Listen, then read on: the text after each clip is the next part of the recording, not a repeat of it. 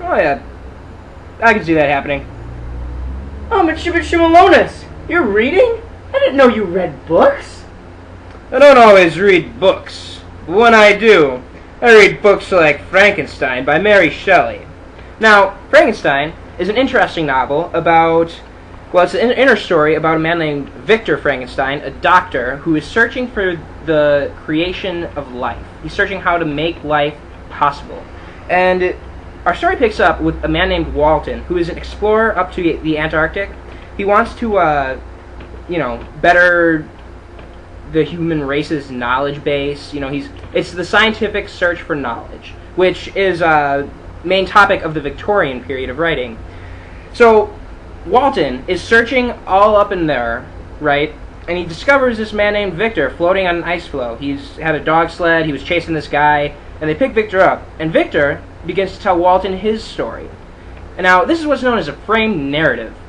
A story within a story within a story within a story. Now, the first story, right, is Walton's, the search for knowledge. Then they pick up Victor, the second story, and we learn how he created this monster, which is like a bunch of dead body parts sewn together, and it like freaks him out, and so it makes him unhappy. The monster goes on a rampage, and then when Victor finally catches up with him, we get the monster story, like what he was doing after he was created.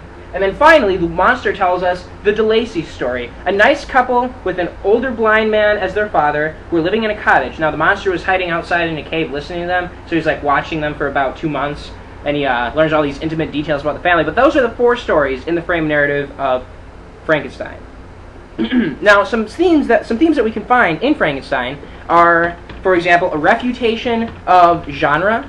Now, Mary Shelley was critiquing heavily the Romantic period, which it involved a lot of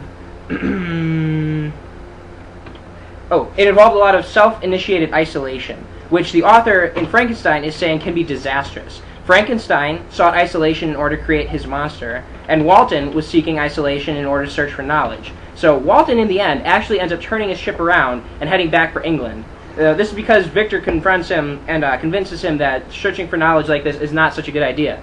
Now, Dr. Frankenstein actually leads to his own undoing by searching out this isolation. And in this way, we can see that Frankenstein is a really big argument against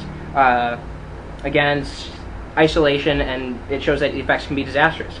Now, we can also see aspects of feminism and answering the woman's question. The woman's question at the time was really something that had to do with starting to figure out that women's rights are something that need to be improved on.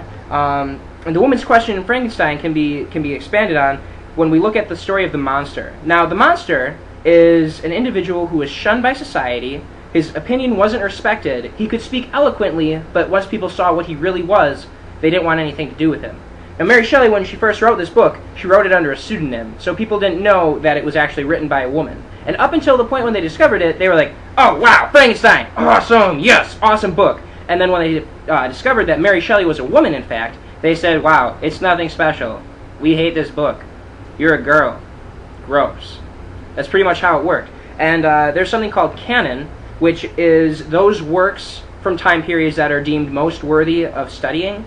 And Mary Shelley's book was actually removed from canon once she was discovered to be a woman. And only later on, after women authors were deemed to be more acceptable and actually worthwhile, later on she was reinducted into this canonical period.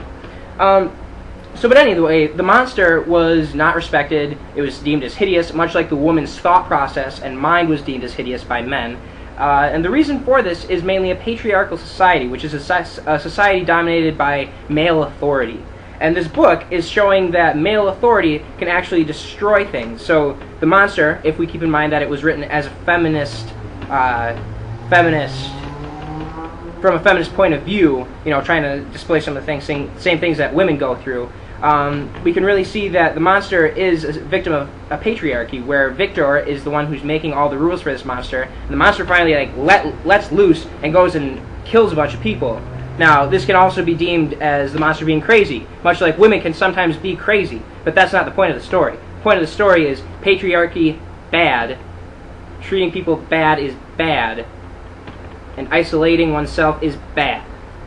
So Frankenstein, great book, great proponent for women's rights, if you read it that way, yes, good book.